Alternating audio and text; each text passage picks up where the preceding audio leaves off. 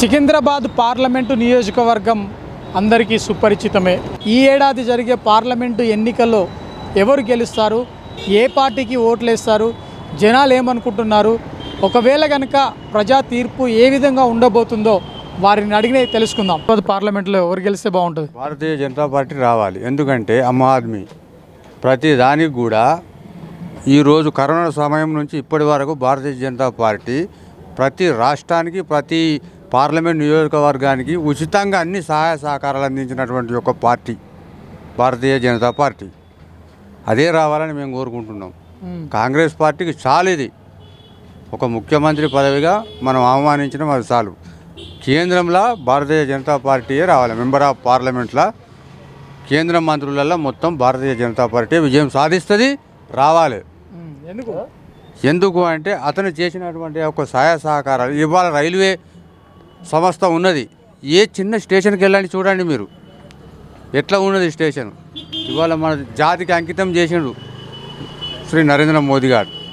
ఏది Secunderabad railway station ఎవరు చేయలే అట్లా అభివృద్ధి, ఎప్పటికీ జరగలేదు. ఆయన చేసిండు. రక్షణ రంగంలో కానివ్వండి, పేదవారిని అభివృద్ధి చేయడంలో కానివ్వండి, కిసాన్ మోర్చా కానివ్వండి, ప్రతి ఒక్క రైతుకు 2000 రూపాయల ప్రతి సంవత్సరం ఆయన వేస్తూ ఉన్నాడు.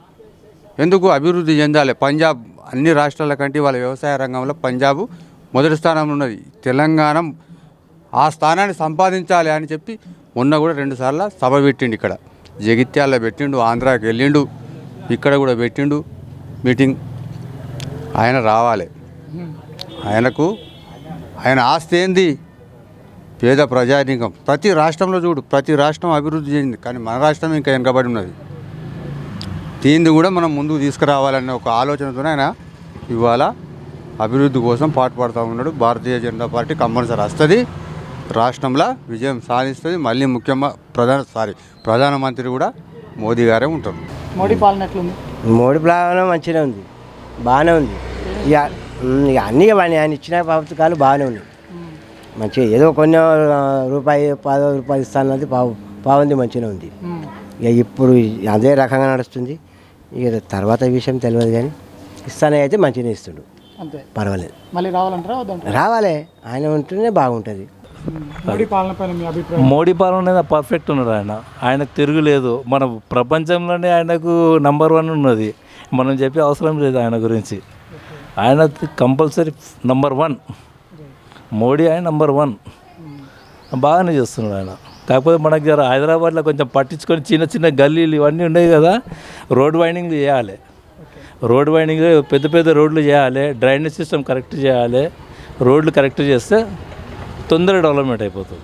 మన సికింద్రాబాద్ ఏరియా చాలా మటుకు డెవలప్మెంట్ కాలేదు, రోడ్డు వైండింగ్ కాలేదు.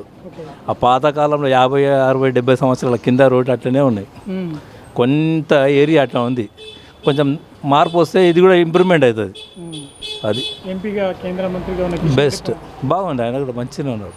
అనుభవం రావాలి ఎవరికైనా, ఏదైనా కానీ అనుభవం వస్తేనే బెటర్.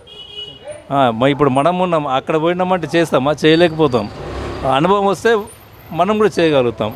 అదేవిధంగా వాళ్ళకి అనుభవం వచ్చినప్పుడు కొంచెం టైం తీసుకొని చేస్తారు, ఎవరైనా అంతే. ఇప్పుడు మాకు మెయిన్ ఇష్యూ ఏంటి అంటే, మా ఏరియాలో మాకు మంచినీళ్ళు వచ్చిన రోజైనా సరే, రాకపోయినా సరే, రోడ్డు నిండా వాటర్ ఎప్పటికీ ఉంటాయి.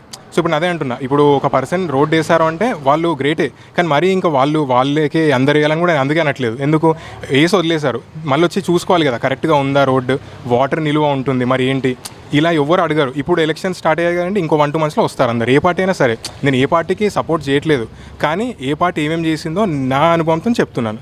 సో ఇంకా మీ ఇష్టం, మీరు ఎవరికి వేయాలనిపిస్తే వాళ్ళు వేయండి, కానీ ఓటు అయితే కంపల్సరీ వేయండి. ఓటు వేయకపోతే అదొక చాలా పెద్ద పాపం. అది మీ పాపం, మీకు మాత్రమే ఇది వర్తించదు, మీ నెక్స్ట్ జనరేషన్స్కి కూడా ఆ శాపంలాగా ఉంటుంది అనమాట మీరు కనుక ఓటు వేయకపోతే. సో ఐ హోప్ మీరు అందరూ ఓటు వేస్తారని అనుకుంటున్నానండి. Thank you. సికింద్రాబాద్ ఎంపీగా ఎవరు గెలిస్తే బాగుంటుంది? సెంట్రల్లో ఏ పద్ధతి బాగుంటుంది? సికింద్రాబాద్ ఎంపీ అని అంటే మనకి అంత ఇది పొలిటికేషన్ గురించి మనకు ఐడియా లేదు బ్రో. దీని గురించి సెంటర్లో మోడీ వస్తే ఇక్కడ మంచిగా అనిపిస్తుంది. ఓకే, మోడీ ఎందుకంటే మనకు అంత మంచి చేస్తున్నాడు కదా అన్న. మోడీ గురించి అంటే మీరు ప్రతి ఒక్కటి మీకు తెలుసు. రామ్ మందిర్ ఓపెన్ చేసిండు, కొన్ని వేల లక్షల మంది, కోట్ల మంది పోతున్నారు. రామ్ మందిర్ గురించి మనం చేసుకోవాలి బస్ అంతే. ఇక్కడంటే మనకు అంత ఐడియా లేదు. టీఆర్ఎస్ ఉన్నదంటే టీఆర్ఎస్ అంతా మంచిగానే చేస్తారు మనకి ఇక్కడ. ఇప్పుడు కాంగ్రెస్ వచ్చింది, కాంగ్రెస్ వచ్చింది, పరిపాలన ఎట్లా ఉన్నదో ముందు ముందు మనకి ఎరుక అవుతుంది అన్న. సికింద్రాబాద్లో ఏమేమి అభివృద్ధి చేసిరు, ఎట్లుంది? ఎంపీగా కిషన్ రెడ్డి ఉన్నాడు, కేంద్ర మంత్రిగా ఉన్నాడు. కిషన్ రెడ్డి అని అంటే మనకి గల్లీలోనే ఏం ఇంకా అంత లేదు, ఇంకా రాలేదు. మనకి ఏంటంటే మన కేసీఆర్ వచ్చిన నుంచి అయితే మన కేసీఆర్ గారు ఇక్కడ మొత్తం రోడ్లు ఇళ్ళు అన్నీ చేపించారు, అంతా ఓకే అయింది. ఇప్పుడైతే ప్రస్తుతానికి అయితే మనకు మంచిగా ఉన్నది, మంచిగా ఉన్నది. సెంట్రల్ అయితే మనకు మోడీ రావాలి. వస్తున్నాయి కదా, ఎవరు గెలిస్తే బాగుంటుంది ఏంటి మీరు ఏమంటారు?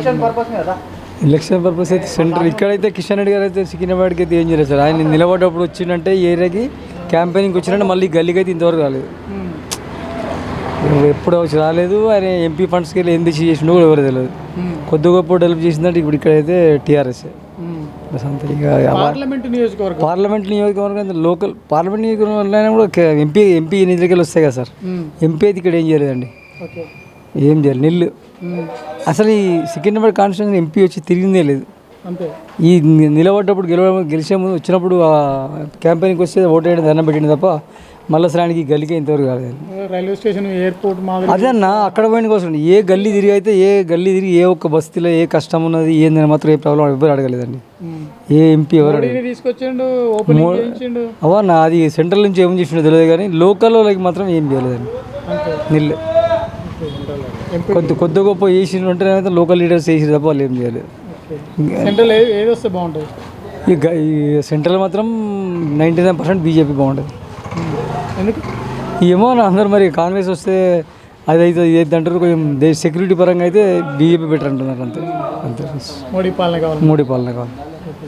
కాంగ్రెస్ ఎంపీ ఇక్కడ అంటే ఇక్కడ సికింద్రాబాద్ ఎంపీగా ఎవరు గెలిస్తే బాగుంటుంది? 99% బీజేపీ సార్. ఇక మళ్ళీ ఇంకో ఆప్షన్ ఆల్టర్నేటివ్ ఇంకోటి లేరు ఎవరు. ఎంపీగా ఎవరు గెలిస్తే బాగుంటుంది? కేంద్రంలో ఏ పార్టీ అధికారంలో రావాలి? బీజేపీ ఏమున్నా కూడా బీజేపీ కావాలా. ఏది మనకి ఇప్పుడు ఇవన్నీ ఇప్పుడు హిందూయిజం ఉండాలి, మనకి సనాతన ధర్మం ఇంకా ఎగ్జిస్టింగ్ ఉండాలి అంటే హిందూయిజమే రావాలి, మన బీజేపీ ఉండాలి. కంపల్సరీ బీజేపీ కావాలి. ఇప్పటివరకు ఏమేం చేశారు, ఇంకా ముందు ఎట్లా ఉండబోతుంది? ఇప్పటివరకు ఏమేమి చేసిరా మీకు తెలియదు, అవి చూస్తలేరా? అవే కొనసాగించాలి, ఇంకా అభివృద్ధి చెందాలా. ఏమున్నా కూడా బీజేపీ ఉంటేనే సెట్ అవుతుంది. వేరే పార్టీ వస్తే ఏమవుతుందో తెలియదు మనకు. మనం కూడా ఎవరు ఉన్నారన్న ఇప్పుడు నిలబడేటోళ్ళు ఎవరన్నా ఉండండి, బీజేపీ నిలబడాలి. ఎవరన్నా నిలబడండి, బీజేపీ గెలవాలి. బీజేపీ అధికారులు గెలవాలి. కిషన్ రెడ్డి ఎట్లా చేస్తున్నా ఎంపీగా బాగా అవుతున్నా? కిషన్ రెడ్డి ఆల్రెడీ ఎగ్జిస్టింగ్ ఉంది కన్నా బాగానే చేస్తుంది కన్నా మళ్ళీ ఇప్పుడు ఆయననే ఎంచుకుంటాం. సికింద్రాబాద్ ఎంపీగా ఈసారి కూడా కిషన్ రెడ్డి గారు నిలబడితేనే బాగుంటుంది. కిషన్ రెడ్డి గారు ఆల్రెడీ మళ్ళీ కంటెస్ట్ చేస్తున్నారు. కిషన్ రెడ్డి గారే రావాలి. కేంద్రంలో కూడా బీజేపీ పవర్లో ఉండాలి. ఎందుకు చూస్తున్నారు కదండి మీరు development, BJP Ram Mandir, Ayodhya, CA, triple talaq అన్నీ బీజేపీ ఎట్లా ఉందో, ఎట్లా ప్రాసెస్ వల్ల నడుస్తుందో. ఇప్పటి కాదు ఇంకొక 10 years అయినా మళ్ళీ బీజేపీ ఉండాలి, బీజేపీ రావాలని కోరుకుంటున్నాం. సికింద్రాబాద్ అభివృద్ధి ఎట్లా ఉంది? బాగానే ఉంది. మీరు కూడా చూస్తున్నారు కదా ఇప్పుడు ఎట్లా ఉందో అభివృద్ధి. సికింద్రాబాద్ కూడా చాలా మంచిగా ఉంది, చాలా మంచిగా చేస్తున్నారు కిషన్ రెడ్డి గారు కూడా. మళ్ళీ కావాలంటే మళ్ళీ బీజేపీ కావాలి, సెంట్రల్లో బీజేపీ 110%.